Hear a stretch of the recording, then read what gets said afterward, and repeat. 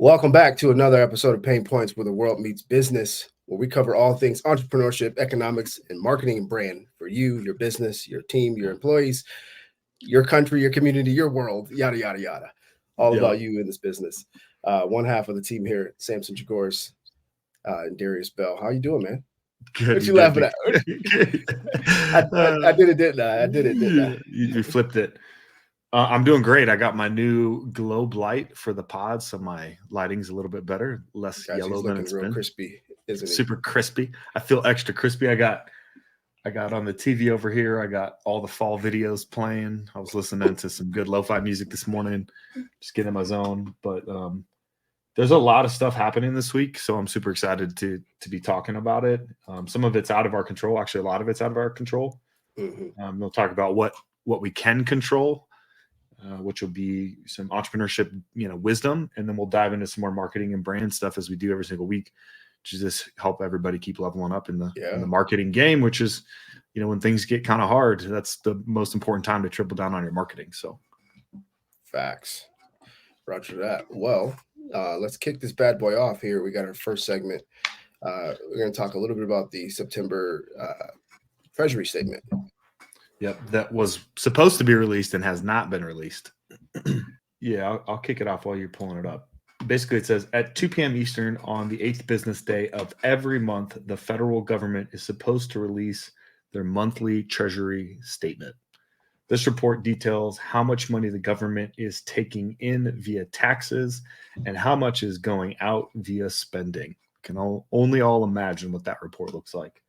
Last Thursday, so this is a little bit old, October 10th, the September report was supposed to be released, but there was no report available when Charlie clicked on the link to the Treasury website.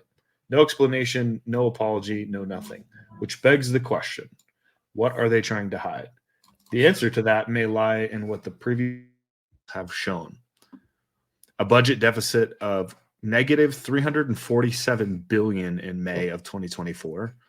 A budget deficit of $660 billion in June of 2024, a budget deficit of $244 billion in July of 2024, a budget deficit of $380 billion in August.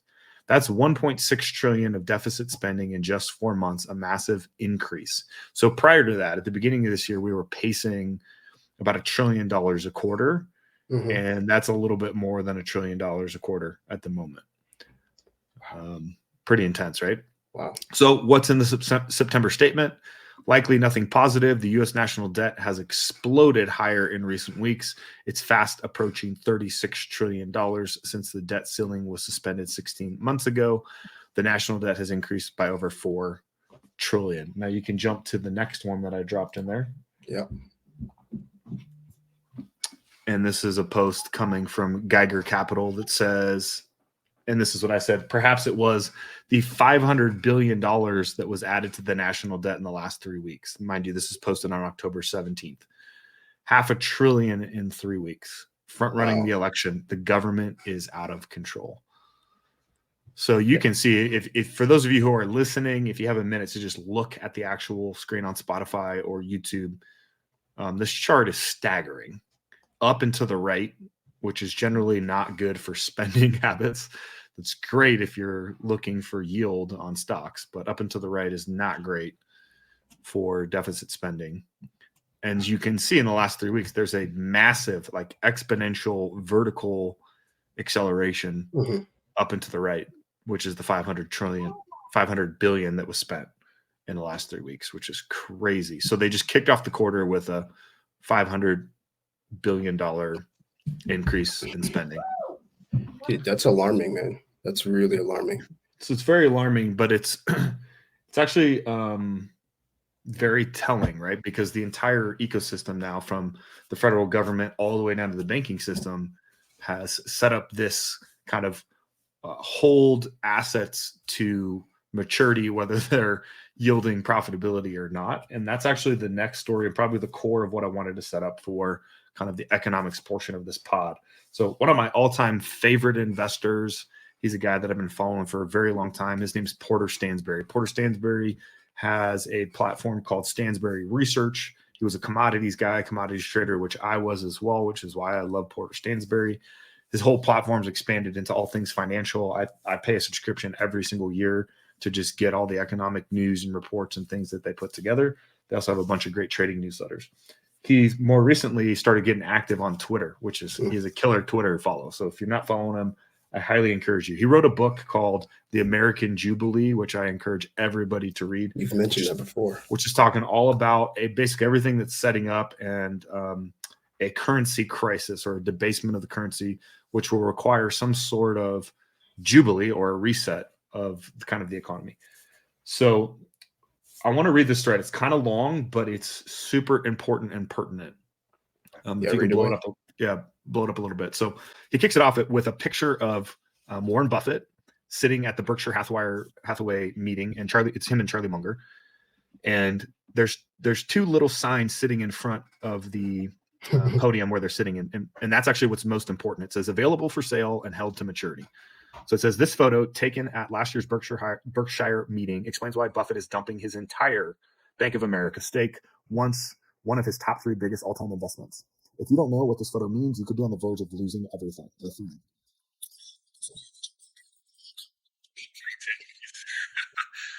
scroll down.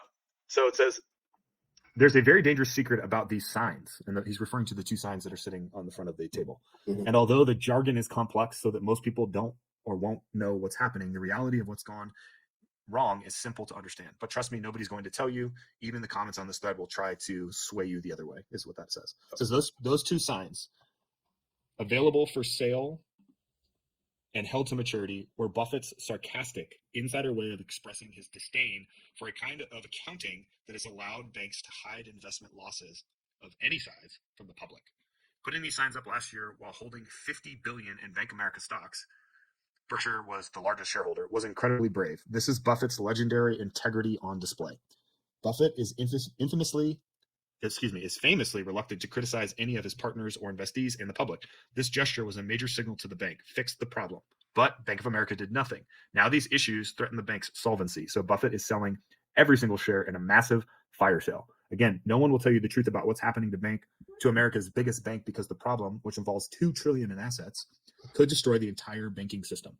Remember what finance ministers do for a living. They lie so that you won't panic and run to get your money out of the banks. Here's the fact. During the COVID crisis of 2020, banks bought an extra $2 trillion. Yes, trillion with a T worth of treasury bonds and agency mortgage bonds. They did so because these assets are risk-free, quotation marks, in the sense that they are fully backed by the U.S. Treasury. Go ahead and show more. Unfortunately, though, Take it right here. Yeah, basically there's no credit risk. Unfortunately, though, at the time, these bonds were extremely expensive and the highest prices ever seen in history of our capital markets. Why buy these assets when they're so expensive? The banks didn't have much of a choice. The government printed up trillions in new debt, which found their way into the banks. Meanwhile, lending had stopped because the economy was shut down. The banks had to do something with the money, and what they did was buy very, very expensive bonds, about $2 trillion worth. And Bank of America was the largest buyer by far of these assets. It purchased around $700 billion of these long-term bonds, roughly a third of the total amount of the entire banking system. Let that sink in. A third of the total amount of the entire banking system purchased during 2020 by Bank of America.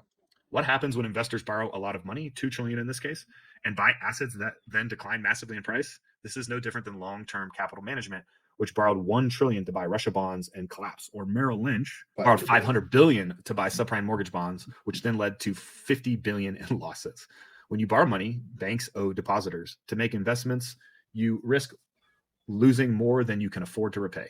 Bank of America's losses on these bonds are probably around $100 billion today. It has $200 billion in tangible equity, which means it can still afford these losses for now. But remember, it owes depositors $2 trillion. On the bank, it is all over. We know the size of the bank's losses because the value of those particular bonds are tightly correlated to the yield of the U.S. Treasury bond. If you don't believe me, you can read the Fed's own report. The correlation between the 10-year Treasury rate and the weekly series of unrealized losses was 0.92. Ironically, because that data was such bad news, the Fed actually stopped reporting it, which we just talked about previously. And here's the really bad part. The government's fiscal deficit adding $1 trillion in new debt every 100 days, which we just talked about. The world's capital markets issues are fleeing away from the U.S. government bonds. They're causing our interest rates to go way up, despite the government's recent decision to cut interest rates. The higher the rates go, the bigger the losses on Bank of America's bond portfolio, along with the losses of $1.3 trillion in bonds that other banks hold. In other words, the global capital markets are calling bullshit on our financial system, which is causing interest rates to move rapidly higher, which threatens the entire banking system, but most notably Bank of America. And so here's what those signs mean. The bank regulators allow them to ignore these massive losses if they simply claim that the bonds are going to be held to maturity. Well, Buffett was pointing out that this accounting treatment is laughable. If you are leveraged, meaning if you borrowed the money to buy your assets, then everything you own is for sale when creditors or depositors demand repayment. In reality, the market for these bonds is most liquid in the world. The banks know exactly what the bonds are worth, and they know exactly how much they've lost. Once these depositors and investors find out, it will not matter what accounting treatment they're using. They will be wiped out. These are the exact same issues that already led to the runs of some of America's best bank runs. Silicon Valley, First Republic, those collapses cost investors $40 billion. With these risks now focused on America's biggest bank, the losses will be much bigger. As the crisis comes to a head, you should expect gold and silver to soar as it happened on Friday. You should expect Bank of America shares to plummet, and you should expect the government to tell you a boatload of lies about how your money is safe. It isn't. It's already gone. Jeez. They just don't want to tell you the truth because those assets are, quote unquote, held to maturity. He then says, I predicted almost every financial problem of the last 2 decades, including GM's bankruptcy, the collapse of Fannie Mae and Freddie Mac, Lehman Brothers bankruptcy, GE's accounting fraud and collapse, and most recently, Boeing's incredible demise. How do I do it? It's simple. I don't believe a single word that's said on CNBC or in the Wall Street Journal. If you believe the media, you'll end up getting wiped out. I have my own sources and I study legal findings, arcane financial rules. I do the hard work investors ought to do, but most can't. And then shameless plug, right? Yeah. And I only do it for my subscribers. Good for him, because that was chock free, full of absolute knowledge drops. So the truth is, right? So there's been all this FUD being pushed around lately, fear, uncertainty, doubt around, buying Bitcoin is a bet against the dollar. Buying Bitcoin is going to cause the financial system to collapse. Which is freaking hilarious to me because it's already collapsed. It's just smoke and mirror at this point, right? And so now they're doing everything in their power to start extracting or finding ways to print more money. But before we jump into that, we talk a lot about how history doesn't repeat itself, but it tends to rhyme. I want to pull up a chart, which is the next one, which is taking everything that you just heard. So one of the things that I learned a long time ago is there are the technicals, right, which is what the chart is showing, and then the fundamentals. And generally the technicals will show you what's priced in from the fundamentals. So if you want to blow that chart up, this is actually the sequence of events that occurred before the 2007, 2008 economic crisis and housing collapse. This is super pertinent to me. I'm very aware of it because I was a newly crowned futures broker sitting on a trading desk when this whole thing went down. In fact, I was still in school. June, July is when Bear Stearns started filing for bankruptcy. So you can see upper left-hand corner, right? Bear Stearns filing for bankruptcy, then followed by PNB Paribas halts redemptions on 2 investment funds. Then the Fed says downside risk to growth has increased substantially, followed by the Fed reduces its funds target by 25 basis points. Followed by the Fed reduces its funds target by 75 basis points. And then you have it, which is called the bull trap, where the market looks like it's going to recover and bounce, and all the retail investors get in, only to get completely wally-womped. Then you have the A and B financial bankruptcy, which was the peak of the bull trap. Then you had the Indy Mac bankruptcy. I skipped one. The Fed votes to keep the Fed's fund target at 2%. Then you have the Indy Mac bankruptcy. Then you have Merrill Lynch, Silver State American, International Group, and Lehman Brothers all collapse. And that's when the market fell out of bed September 28th, 2008. The Dow Jones fell 777 points in a single day, which set off the housing crisis. And then here we are. I had a client that was long the S&P the day that chart made its final low. He panicked and got out because he got put on a margin call, but he nailed the bottom and the market never looked back. And that was basically the turning point We've talked about this. It really kind of came months after all of this stuff kind of played out. So what's happening right now is not going to really play out until next year. And then there's what else is kind of a part of that is when they're talking about all the banks holding all this bad debt, all the commercial real estate debt is coming to maturity in 2025, the lion's share of it. And a good portion of it is held by these smaller banks and these smaller credit unions. So they're going to get wrecked. They're going to get wrecked, but so is Bank of America, right? I mean, they cut rates and then rates actually increased. So, so taking a 30,000 foot view, like what's the sort of palpable message to our friends listening with us this morning as we consider this? Well, click over to the next chart. Yep. Which is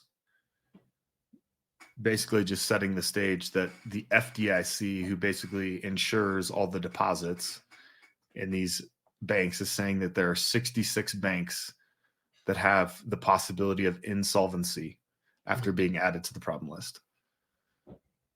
And so the first one is figure out if your bank is on this list.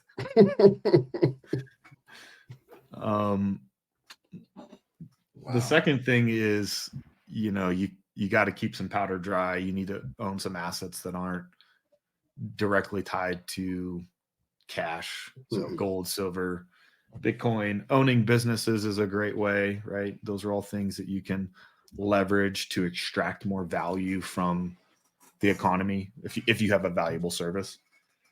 But some of the stuff we just can't control. Like, it is so far above us that we just need to be aware of what's happening around us. We can't stick our head in the sand and just pretend like it's not happening, because you got to be ready for war. Like right now, you should be sleeves up, like prepared, head on a swivel. In the words of Patrick Bet-David, only the paranoid survive. It could turn out to be nothing for all we know, but historically speaking, the Fed has not been able to land the plane softly the majority of the time. And I don't know how this ends, but we're experiencing a massive global unwinding of the U.S. from the global economy as we separate and the rest of the world separates from us, right? Dude, so I won't use the word alarming, but I guess the question that I ask is like, because, keep powder dry, getting into assets that aren't necessarily cash dependent. I guess the question I ask myself is, what does life look like in these type of environments? Because in 2008, 2009, I was 18, 19 years old, right? I wasn't. I mean, job market is usually tough. Cost of living the cost of living has far outpaced wage growth. So that those two things are congruent. We're talking about potential for hyperinflation, but right, that's what. But maybe even stagflation, which is where you have a basically dead and non-growing economy with a really high inflation, and that's a recipe just as bad as hyperinflation. Yeah, I something was said on the second post that we looked at. The statement was that the government is out of control, and that statement hit me this morning reading that, but it hit me for the following reason, because that statement has a lot of different layers around it that still remains true, whether that be, this is coming from a financial perspective, but even if you look at a regulatory perspective, even if you look at, now we're stepping into a cultural, sociological perspective, where I think us and our fellow Americans and you guys listening have to realize that how dependent we are, and how I don't have the right wording this morning, how dependent we are to how much we've allowed the United States government to function in spaces and do things that are really for the citizens to be doing in a private manner. And that sowing of seed will reap some things that we will feel more than they do. And this is the funny dichotomy, right? Because people are like, enraged with billionaires and Right. enraged with, capitalism or whatever it may be. But this isn't capitalism. This is the federal government completely out of hand in the way that they are printing and debasing our currency, right? Mhm. This has nothing to do with capitalism and everything to do with big government, right? But now they want these same people that are anti-capitalism are voting for more big government. They're voting for more market. They are so brainwashed to think that the government is somehow going to save them, because exactly what Warren Buffett was saying in the Post, which was they've been able to hide this from the general public about these massive losses and keep the whole charade going long enough so that people think that, oh, it's, somehow this billionaire's fault and it's Elon's fault and whatever. It's just a total facade. It's total fraud. And so that's why we talk about it on the show, right? It's like, we can't necessarily control it, but we damn sure can be prepared for it. Yeah. And so we're just trying to keep you guys prepared. Yeah, and I just see that today we're on a collision course, right? Not just the playing out of the events like what we just looked at, but in many ways. So look, I was just talking about this with a friend, and I'm not going to go here too deeply, but in the Declaration of Independence, it says that when a government becomes destructive to the ends of these securing life, liberty, and the pursuit of happiness, it is the right and the duty of those being governed to take responsibility over rectifying the situation. And you can just see that we are on a collision course on so many levels with the reality that, hey, we've become way too lopsided, and in order for this thing to sustain or even have a chance of sustainability, it has to be course corrected. But what that means is conflict and friction and a breaking away and various different things. And so it's just very interesting. Like, you can just see, we are on a collision course in so many ways with the reality of how this republic was erected to be, and how we've allowed it to morph into this thing that really is becoming more true of an oligarchical democracy. And so it's I wouldn't just say it's concerning. It's also fascinating, piques my interest. Grateful. So, what I'll say is the homework for everybody listening to this podcast, and maybe we'll deep dive it next week, but everybody needs to go study the difference between Keynesian economics and Austrian economics, right? Austrian economics is laissez-faire, small government, power to the people. Keynesian economics is big government, print money, trickle-down effect, which means we print it at the top and it makes its way down through the banking system. It's exactly how we got to where we're at today, right? That does not work. Government spending is freaking out of control. And so, anyways, let's definitely survey that next week, just from a 30,000-foot view. Let's break it down because we have to help facilitate these discussions and continue to have them. So this will be a form of us to empower you guys, not just during these election tape, but we got Thanksgiving coming up. Nice to have some good family conversation about economics and 100%. who won the election.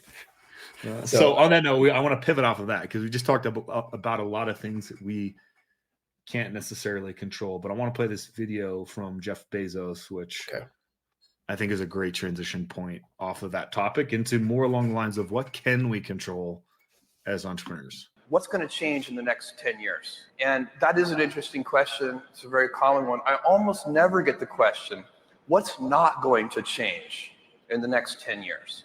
And I submit to you that second question is actually the more important of the two, because you can build a business strategy around the things that are stable in time. And so, as you pointed out, in our retail business, we know that customers want low prices. And I know that's going to be true 10 years from now. They want fast delivery. They want vast selection. It's impossible to imagine a future 10 years from now where a customer comes up to me and says, Jeff, I love Amazon. I just wish the prices were a little higher. You know how I love Amazon. I just wish you delivered a little more slowly. Impossible.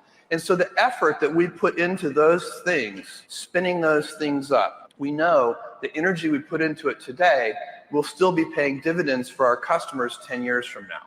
And so when you have something that you know is true, even over the long term, you can afford to put a lot of energy into it. Jeff. Fire, right? There's a reason why he's in the position he's in, right? Yep. And so all this talk about AI or what's happening in the economy, things that are outside of our control, what are the things that people will still need, want, crave, right? They want great customer service. They want connection and community, right? They want authenticity. Those are things that we can control, right? They want a great product delivered at a fair price. Like those things are so important. It's very easy to get distracted, get lazy, right? Think that you've arrived, that you don't have to continue to focus on those things. And so it's just a great reminder of like day in and day out, as an owner, as a CEO, you can wake up and go to sleep thinking about how to deliver better on your promise, how to make the customer experience better, how to create a better culture for your employees, how to drive more value for everybody involved in the ecosystem of the business. Yeah, dude, and that notion of the prioritization of what will not change will serve you in other areas besides your business Correct. Yes, too. absolutely. What's never going to change is, I should maintain a healthy body, or what's never going to change is my wife wants time with me. Yep. My children need time with me. My spiritual investment in my community. These And things are all of this is just a speck in the grand scheme of eternity, right? Correct. And so when you can zoom out and reshape that perspective, it's like, hey, we've been here before. We've been here since 2008. We were here in 2000. We were here in 1987. We were here in 1965. We were here in 1945. We were here in 1929. Like these things have happened, right? So sometimes preparing for winter is just hunker down, man. Go into hibernation mode and ride it out. Yeah, and even as I think about what we were just discussing on the financial side, it's like, well, what's not going to change, even in a very, very poor, bad state?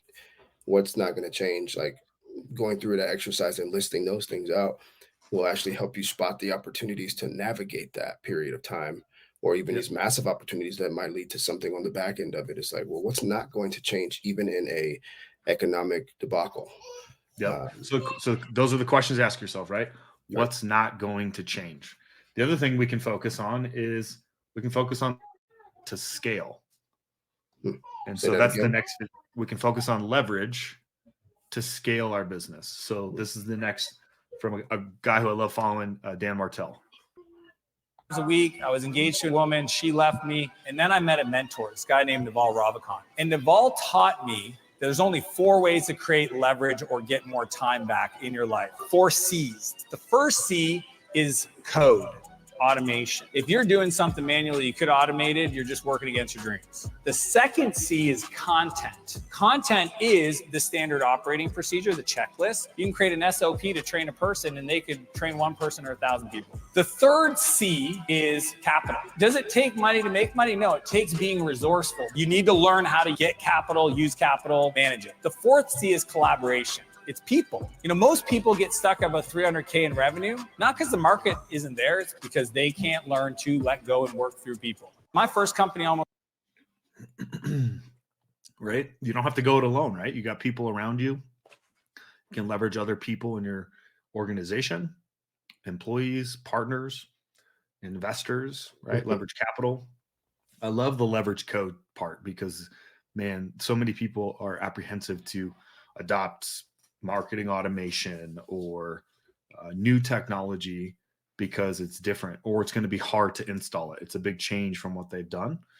But man, I can tell you that once you get through that hard section of installing it, on the other side of that is a whole heck of a lot of scale, right? Mm-hmm. Yeah. And dude, what's interesting, what's neat about what we just heard from Dan, which he heard from Naval, which if you follow Hormozy and several others, they've also talked about this. Naval is pretty prolific in the sense of how influential he's been, and what I really appreciate about Naval is how clear he is in how he communicates.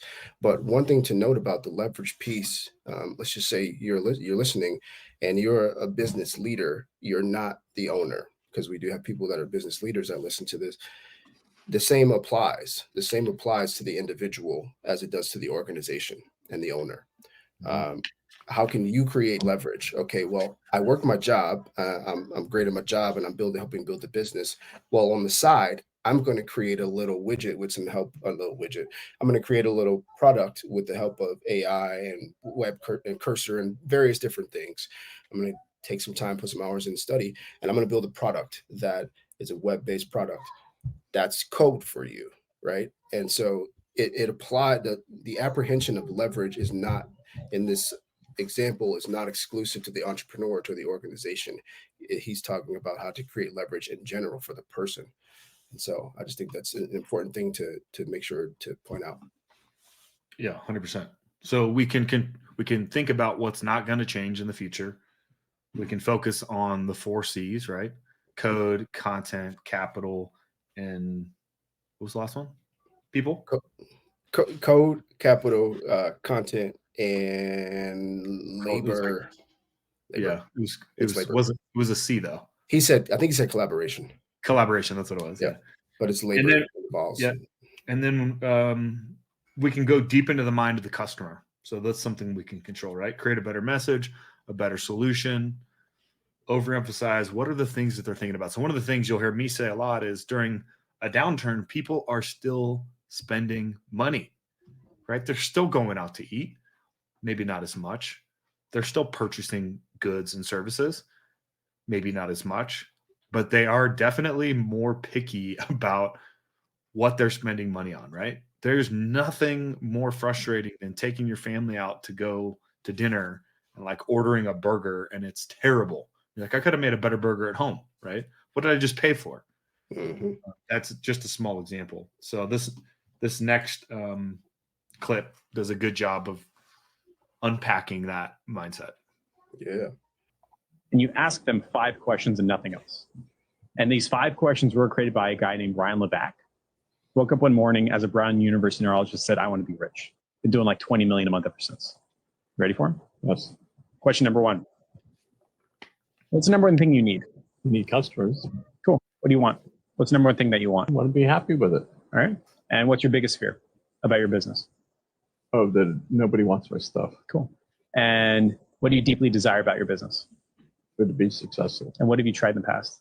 A lot. And after trying all of that, what did you hate the most? Product that was the cheapest. Cool. Needs, wants, fears, and goals, what you hate or what you tried. Yep. Get those answers, write them all down, ask 30 people. Got 30 responses that are somewhat quality. Now I can run an ad saying, is this what you want? I know what you want. Are you sick and tired of blank? Is your biggest fear about X? Have you always deeply desired? Yeah, great. Schedule a call this time. So you start with the customer. So it's actually marketing advice, which I think is hilarious because the first comment on that was bad sales advice. It's like, it's not sales advice, right? That's marketing advice, right? You're trying to get to the root of like, what does the customer truly want and that you can truly solve? And you might already have the product, but you're just not messaging it correctly. And so you got to do a better job, right? Especially during these challenging times, you need to do a better job of distilling and simplifying the message to get to the root of the problem. And obviously this is your area of expertise. So softball pitch to you. I know you got opinions. Well, I was just going to say that even that person's comment is wrong because that's sales too. Like Correct. Like if you don't understand from a sales perspective, you're not getting the sale because you're not actually going to help them solve the problem. Well, great salespeople actually already understand the problem better than the customer does. They're just using questioning to help extract that from the customer because it has to be their idea, not yours, right? Mm-hmm. Even though you might know the answer, right? It's like when you walk into the doctor and if the doctor doesn't actually hear you out, they just prescribe you something because they've seen it 1,000 times. You feel a little bit like dissatisfied, like, 100%. Man, is this really the answer to my problem? But if they hear you out, ask you some questions, explain to you about what's going on. Hey, I've seen this before. Does it act like this, operate like this, feel like this, of course, and then they deliver a solution, you feel better about it. Yeah, I'm actually excited because what we're going to touch on later on is I think through Chris Do is going to actually lay it out a bit more. But I think one thing to note from a marketing perspective is how it's just pointing to this continuous further shift that we know we need to make in our marketing, in some of our sales, let's just say in our business strategy, our strategic thinking about business, which is I'm going to operate with a bunch of assumptions, and I know what the problem is, and I'm going to go fix it and solve it.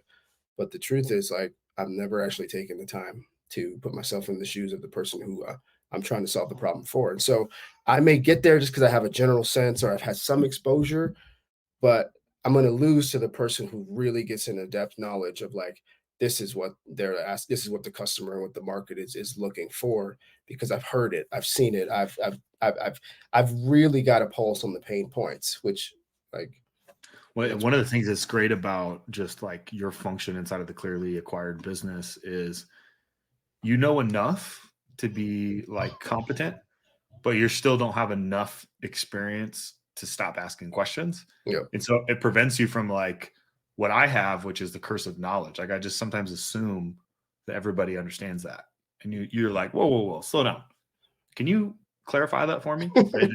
And we do that a ton as business owners, right? Because we understand it. We understand our product, we understand the solution, we understand the problem probably, but we do a really terrible job of actually pushing that out to the market. Yeah. And so for marketing, sales, leadership, even just, dude, even if you think about your customer success team, like you have a customer service, a customer success department, it's like that same tenor that he's explaining, that perspective illustrated in those questions should be apprehended by that customer service team and never let go of. Like, you can almost chart and score that and look at that at every meeting. Like, what are our customers saying?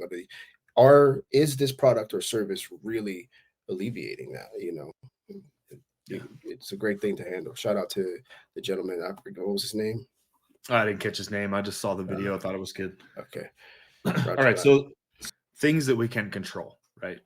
We can go deep on ourselves as owners, as entrepreneurs, to be the best version of ourselves, so that we show up as the best version of ourselves. And for me, that's spending more time on my mental game, in prayer, in spending more time journaling, spending time really focusing on my health, not just like physical health, but the way I recover, the way that I sleep, so on and so forth, right?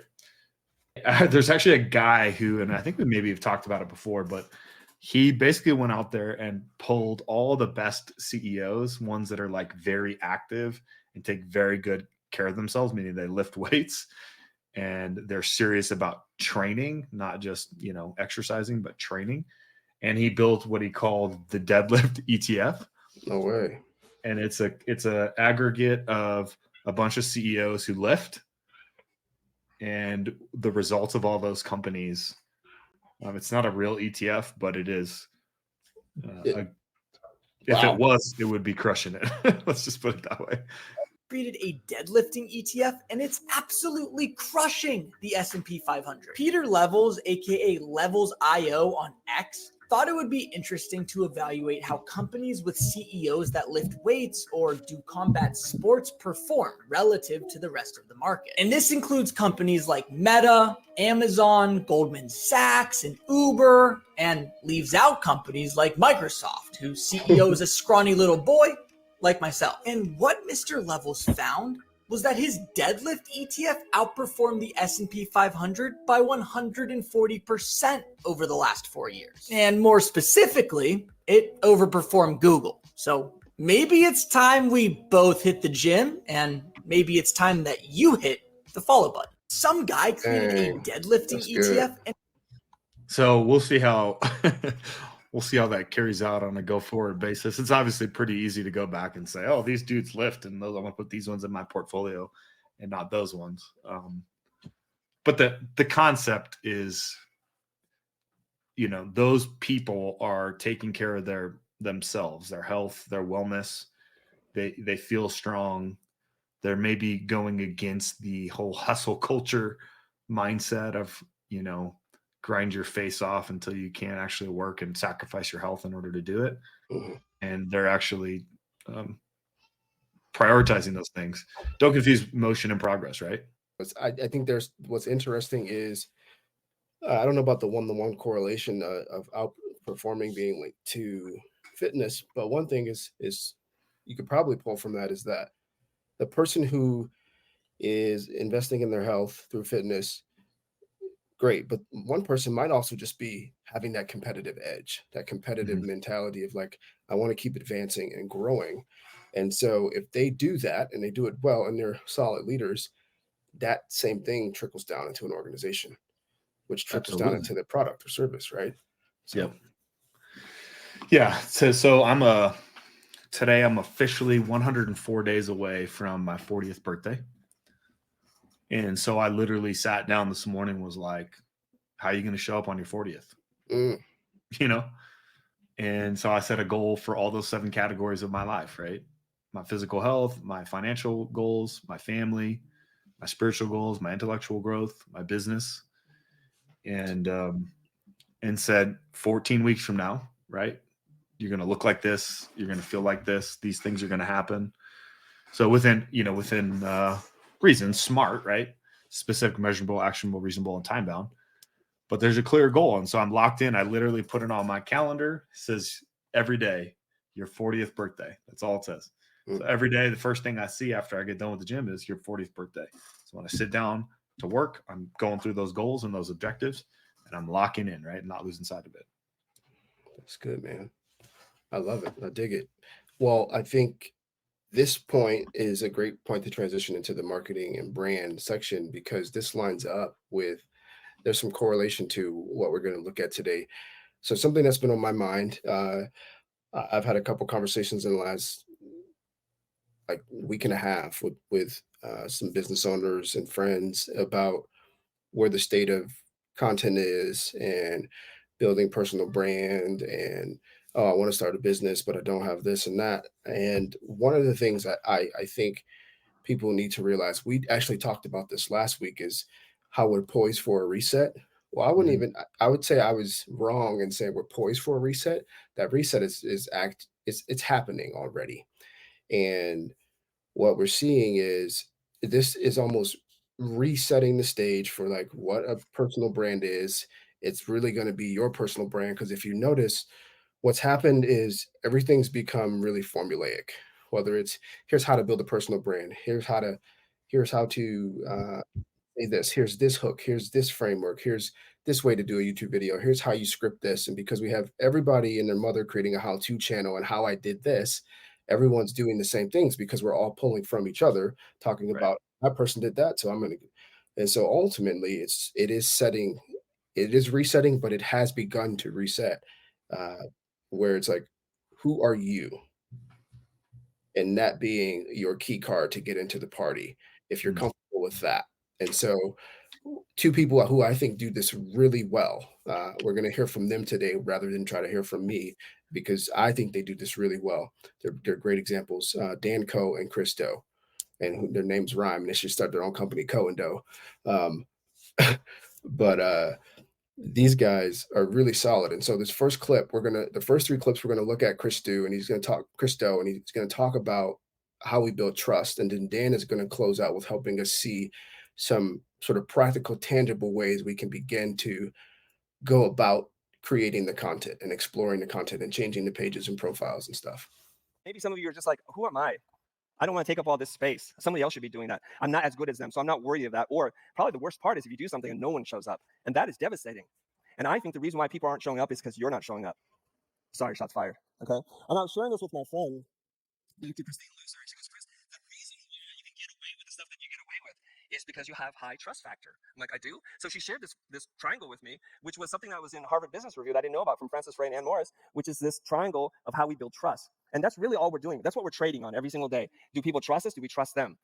Okay, so he's setting it up for what does this new thing look like? It's you stepping in and being you. That's going to be your bridge to building trust. Well, how do you do it? The 3 components: authenticity. This first one he'll look at empathy and logic. So he's going to, for a minute or so, he's going to break down the authenticity piece.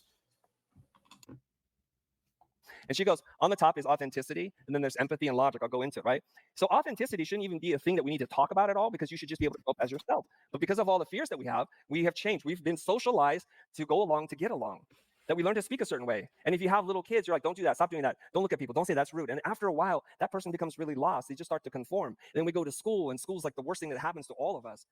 Sit in a certain way. Raise your hand when you want to speak. Oh, you're moving too fast, you're moving too slow. You're distracted. Oh, you're doodling. You're taking too many notes. I don't know what it is. And then this just gets beaten out of you. So to me, to be authentic means the real you is when no one's watching, when no one's around. Like when your hair's not done and your face is a little dirty and maybe you're in your underwear. That's you. We don't want to see that. But that is the real you.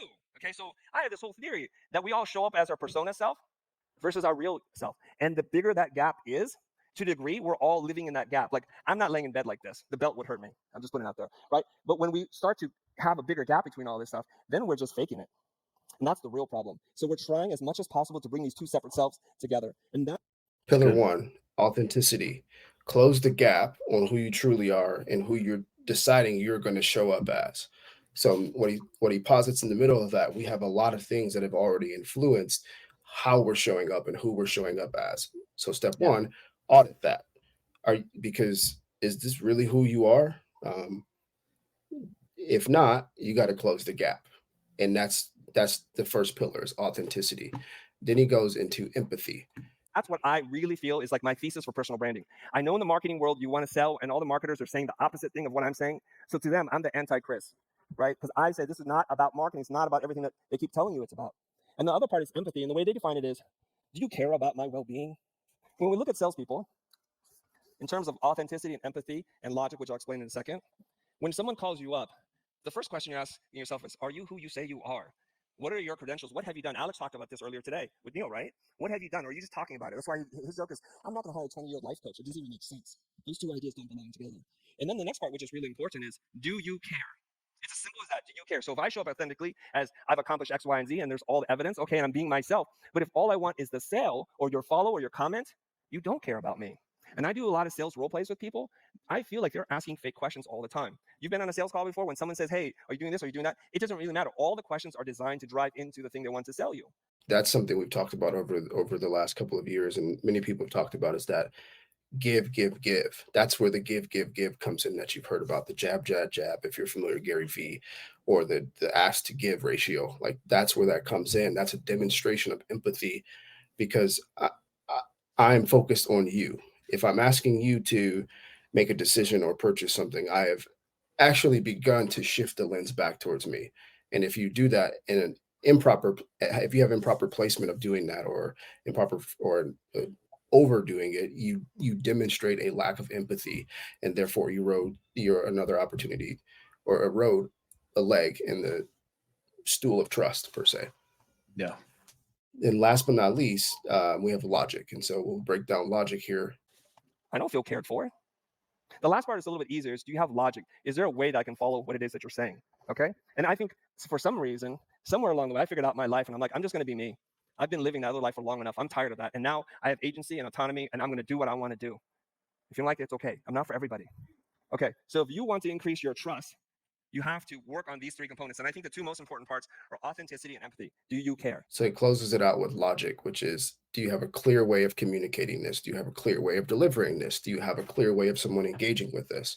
And these things are really important. Showing up for who you truly are. If it's off, close the gap. Because you can do that, you further equip yourself to be able to show that you understand the person whom you're showing up for. And that will then, if you have it, enable you to actually take them through a logical sequence of steps, content, community, events, whatever it might be, to apprehend that trust. And then whatever else comes after that, be it a sale, be it a follow, be it an enrollment, it will not come without those three things, essentially, is what he's wagering. And you don't have to coin it those three things. If you've been in business and marketing, sales, you know they have different names, but does this person believe you? Do they trust you? Have you given them something that is going to be of value to them, and give them confidence that you can, in fact, deliver, that you do, in fact, understand? Yeah. Stephen Covey would say the speed of trust is built on integrity, intent, capability, and results, right? Mm-hmm. So people with high integrity, words match their actions, right? Yeah. There's no discontinuity between those two things. Intentions are pure, right? Like you're doing it without anything you want in exchange for anything. Mm-hmm. Capable is, do you have the skill set, right? And what's your resume? What's your body of work that supports that? Okay, so we established we need to build, we need trust. We're going to get that through authenticity, empathy, and logic. Well, that's great, Darius, Samson, Chris. How do I start making content? Well, before you even, that's the wrong thing to ask. The other question you should ask before that is the following that comes again from Chris. When I learned how to build user profiles or user personas and customer profiles, it gave me a lot of insight, because before I was just making things, I guess mostly to make myself happy, but it became a lot easier when I was making it for someone. So if you're going to make the world's best meal, you might want to find out what their, maybe if they have any allergies, what their preferences are, what kind of dining style they like, what kind of cuisine. And that's really what the content is. It's to suit someone's very specific needs and wants. So you're asking the question, I know who I am, right? I'm authentically me, who I am. I'm closing that gap. Who is this who am I for? Who am I for is the question. And if it's for everybody, you're lying, because that's not true. You're just one person. Uh, who am I for? Who is this content that I'm going to be putting out for? Who is our business for? Who's our product for? It goes back to all the things we talked about throughout this pod so far today, whether it be the government. They're losing sight of who they serve. It's like, who is this for? Who am I for, rather, is the question. So that is the precursor to the content. And then some of the other elements around that, Dan is going to help us understand as we get a practical apprehension of how we do this. Brand is an environment. So stop thinking about your brand as just your social media profile picture or your banner or your bio or the designs of your website. It's everything. It's the world that your readers are coming into with you. Brand is an environment where people come to transform. You attract people to a vision for the future. You help people move away from an anti-vision. You illustrate your worldview, story, and philosophy for life across every single touch point. Your banner, profile picture, bio, link in bio, landing page design, pinned content, posts, threads, newsletters, videos, and the rest. Brand isn't illustrated right away when the person just visits your profile. Brand is the accumulation of ideas in your reader's mind after 3 to 6 months of following you. Just have some self-awareness. So see how he flips that. It becomes, okay, who is my content for? Well, I'm going to illustrate that by my profiles, by every other thing. But over time, as I do what Chris was illustrating, close that gap on who I am, showcase that I understand. Now my content takes on the same tenor that's represented in the rest of everything that it surrounds my pages and stuff. And it's communicating that I understand this person, or I'm creating this vision in the world. And it becomes a lot less about what do I need to post? It becomes more about like, who am I? Where am I going? What's the vision that I have, or what's the future I want to be a part of creating? What's the vision I want to be a part of assembling? And so when you get those answers, what you create is going to change anyways.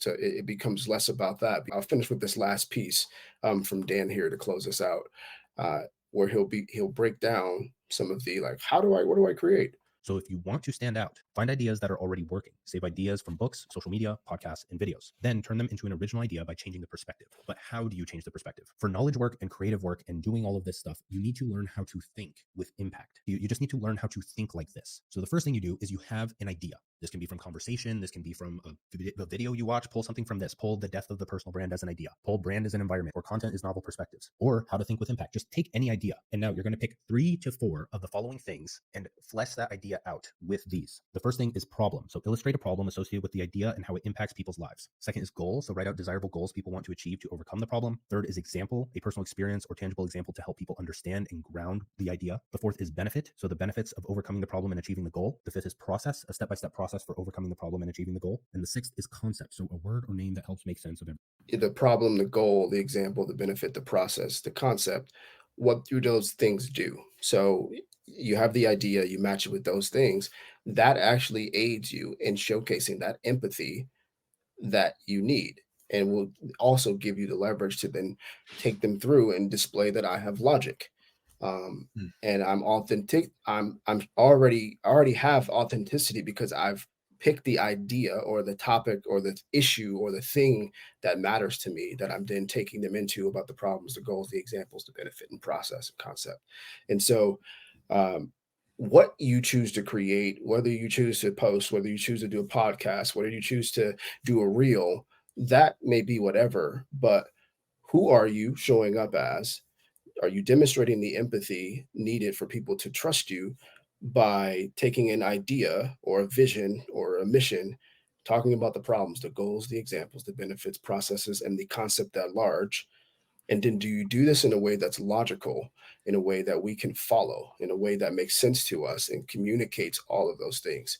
If you do that, regardless of what you do, you will build trust. You will build a brand. You will grow a following. It may not be massive, but people will pay attention. And that's ultimately what you want as a creative person, as an entrepreneur, as a marketer, salesperson, as a whatever you are. You want people to see you and to pay attention.